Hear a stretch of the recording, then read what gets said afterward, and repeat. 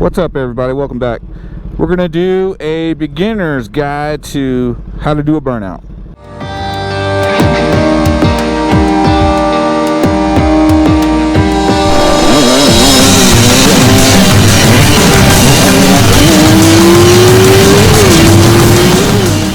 Before we get into the tips, I gotta put out a little disclaimer. Look, Monkey Butt is not responsible for you. So, whatever you do with this knowledge, man, that is on you. You are responsible for whatever shenanigans may or may not happen. So, I'm gonna give you a couple of seconds to think about that. And if you don't want to take responsibility for yourself, stop watching the video now.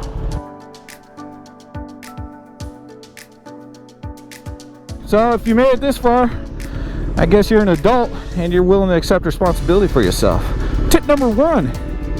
This is where I did the burnout in my burnout video, which I'll put a link up in the upper right hand corner. This kind of surface will absolutely shred your tire. It's very, very rough. If you ever worked with sandpaper, the sandpaper gets measured in grit, and the lower the number, the more abrasive it is. This would be like 40 grit sandpaper, and what you want to do if you're interested in saving your tire is find a nice smooth parking lot that's more like 1,000 grit, okay?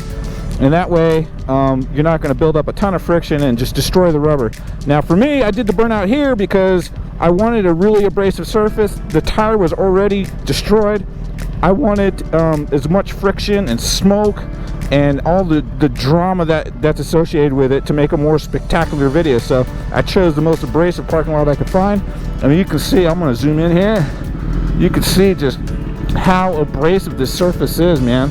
It's really, really bad. So I'm not gonna do this how-to at this parking lot because I got a brand new tire on and we wanna keep her decent. So let's go find ourselves a nice 1,000 grit parking lot. What are you doing? You're an idiot. You had a green light, bro. Oh, jeez, man. What are all these people doing in this parking lot? Goodness gracious, man. It's Sunday. Don't you guys have a life? Man, I gotta find somewhere else. That stinks. I should have had a backup plan. There you go. Have a backup plan. I should have had 2 parking lots picked out. That's 3. 2. I should have had 2. Oh, great. Yeah, I'm glad I didn't do it there. That would have been ugly. That looks like he got somebody. Alright. Nice smooth surface. Next tip.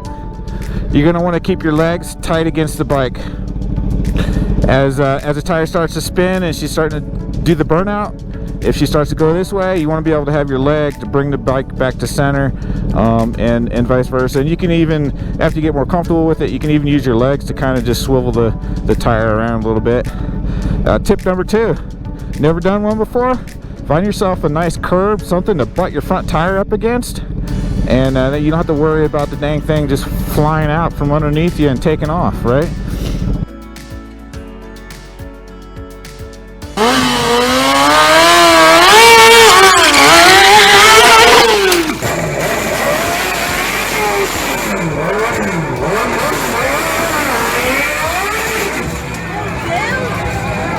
Next thing you want to do is get as much weight off of the rear tire as possible. You're going to grab the front brake. I like to grab with 1 or 2 fingers. That way you still have some decent control over the throttle. Grab the front brake.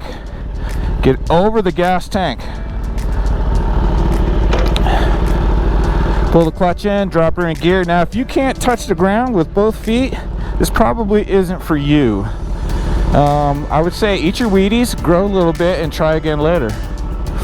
Until then, get your legs tight up against the side, front brake, get your weight over the gas tank, get as much weight off the rear wheel as possible, bring the revs up.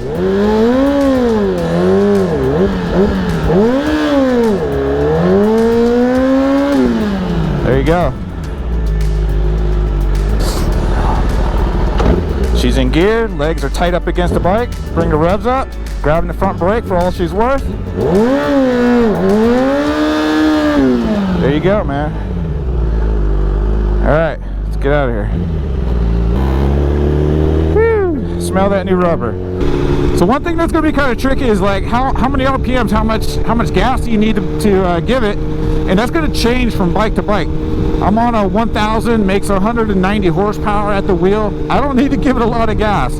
I can bring it up to about 8,000 RPMs, and that tire is going to break loose. And as long as you got your legs tight up against the bike so that you can keep the bike from spinning out sideways, and you've got a nice big curb or something to hold the front of the bike so you're confident it's not going to shoot out away from you, I mean, you're going to be just fine, man. Now, if you're riding like a 300, 400 cc, like a learner bike, you're going to have to be a little bit more aggressive with the RPMs and the throttle. I would say, you know, I would go for like 10,000.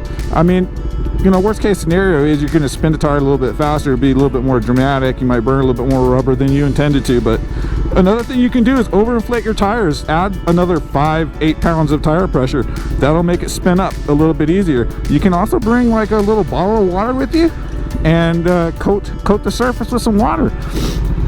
That'll make it break loose and spin easier too. All right, we're back in the garage. That's it. That's the end of this how to do a burnout tutorial for beginners. And my merch site is up. You can get anything you want, 50 cents a pop.